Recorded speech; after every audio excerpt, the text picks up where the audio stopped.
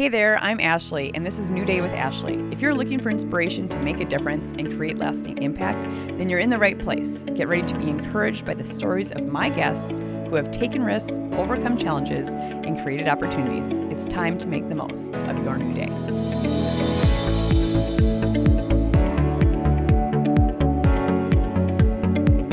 Where crazy meets crafty, magic happens. Ashley Morken is the founder and owner of Unglued Market, who has built a real-life Etsy shop.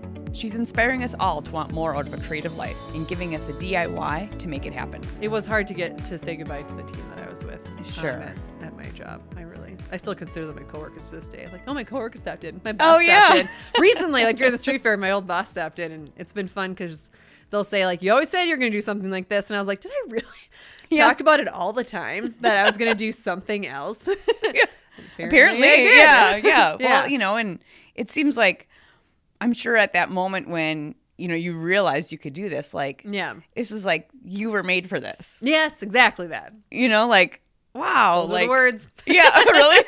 Yes, totally. But yeah, really, it's just like, I can't think of like a more perfect job, if you want to call it a job, totally. career, Yes. what you do, than that, hearing about your childhood even, like if you've been doing this your whole life, of course this would be what you're doing. Yep.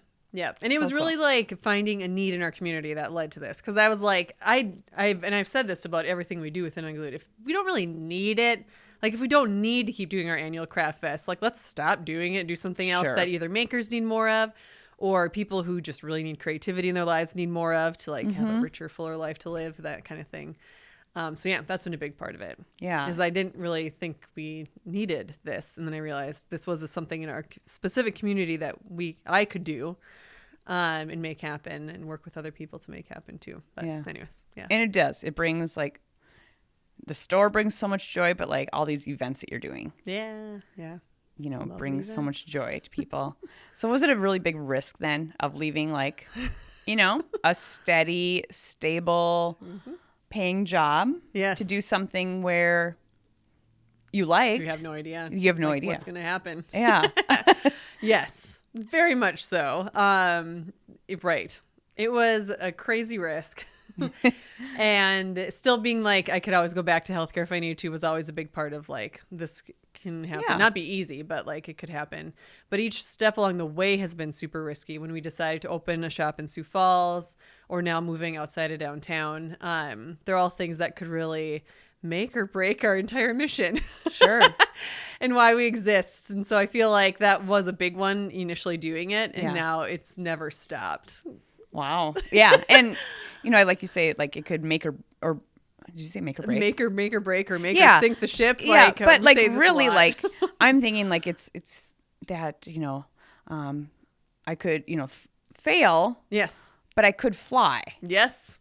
Exactly that. It's like, okay, so even this move coming up that you have, leaving downtown, your space that you've had for, is it 10 years? Yeah.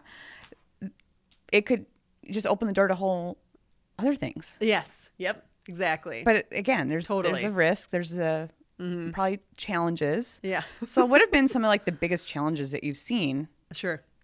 Or experienced along the way? Yeah. Anytime we started something new, it usually has a pretty giant cost to it. And so a lot of it is financial risk. Sure. And really what I've learned over the years is that your risk tolerance just constantly grows. And so some things bat it down, especially if you let it, right? When we opened and then had to close our Sioux Falls store, that was probably the hardest thing that I've done, because it also affected our crew's life down there. Sure. And so I really, really held on to it until the right moment came for what would work well for them as much as I could. And how long was that open? It was open it would have been June of 2015 to January of 2018. So 2.5 years. Yeah. And we did do a pop-up shop ahead of that one too, the holiday season before. We thought, this is our magic formula. Yeah. That did not prove to be the case.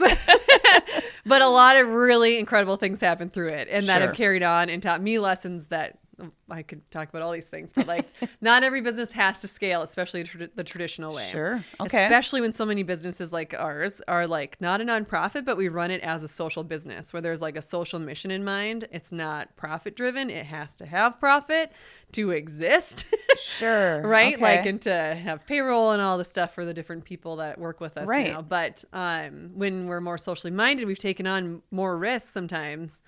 Like opening Sioux Falls and that kind of thing, because we thought, well, the need is there, and that we can fulfill that need kind of thing. And so, for risk and challenge, Sioux Falls it's probably my shining example of the hardest thing we went through. Sure. Because the pop-up shop blew everyone out of the water down there, and we're like, well, So pop-up shops are still a good thing then. they are, Yeah. yes, yeah. But we use that as like, well, did that much better than a pop-up shop did here in Fargo. So that means we can take on a payroll right away, have me living in Fargo, the shop being managed and run down here with a separate crew right away instead of being owner operated right away. Where if I couldn't pay myself, I just didn't pay myself for the first few years and continued on and as needed. Sioux Falls is failing especially. But we did a bunch of like Shark Tank like retail focused groups with our amazing downtown and met so many great people that tried to help us find ways what was going wrong, and we decided it was just too early for this kind of shop to happen there. I think now it probably could thrive like a few years later. But we met a lot of workshop instructors that still come to our camp, people that sell in our shop here. Our manager, who was down there, who's amazing, ended up moving here, got married here. Cool. And like really cool things happen with it. But other risks have just generally been anytime we do something new. So like when we started our adult summer camp, which would be 7 or 8 years ago now. And you sell out. I mean, like there's a wait list. Yeah. Yes. How many people come? 150 for 2 different weekends. So 150 each weekend come. Okay. And it sold the second year of doing that one, it sold out in like 30 seconds or a minute, and it broke our Eventbrite site we were selling it on, and people were so angry and like crying, yelling, like calling us about it. And so we decided it can't be just like tickets go on sale for that. Right. We'll do a lottery. So we do a lottery starting the 3rd year of that. To make it less stressful, at least. Sure. But so you don't have to be there at 30 seconds or like before that, crashing the site. Yeah, we still do our normal retreats and stuff on normal event platforms, but right. The camp. But camp turned out to be great. It like we were able to the way that it's grown. We now do 2 different weekends instead of just one, and about 50 different workshops each weekend, and different makers come to teach, and you earn merit badges. Like that was an idea that my brother and I sort of had because we wanted to go to an adult summer camp in LA kind of thing. Okay. Or summer camp for adults. It sounds kind of creepy when you say it like an adult summer camp, but like no, like adult, like 21 plus summer camp kind of thing. Right. Yeah. And we thought this could happen here in Fargo and be like Unglued style, where it's crafts still focused, but we had like a dance party and like a variety show and a camp battle and all this other stuff to it. So it was risky financially the first year. It's been risky when we did it last year when we wanted to have a bunch of COVID safety measures with it, and that kind of was more difficult just financially because we bought a bunch of stuff to make it safer with purifiers and whatever else. But anyways, lots of I could talk forever about these things. But like each of these like events too is so much work, really. Yeah. And now, so it's not just you have a staff. Yes. How many do you have on staff then? We have one person who does like a little less than full time, who covers our shop a lot and is really, really a part of our event planning with me. Okay. And then we just have a couple of people who are part-time with us too. Okay. And they either are helping at the shop retail counter, or we have our 3-person really event planning group. So we meet, come up with the ideas. And then currently I still generally do a lot of the execution of them all happening, and then divvy up a few of the things that we do too. Good. So you've been able to delegate a little bit. Yeah. Yes. Yep. Totally. And with Brewhala, we'll need to keep adding on more of a crew because we'll have a separate workshop space to manage and stuff too. So that'll become that's really a new thing then. Mm-hmm. Adding on. Well, right now you have a space, but not as big. Yeah, Or what? we stopped using it in 2020, did? the Okay. space in the back of the shop, just because it's tiny. It is like half the size of this room, maybe.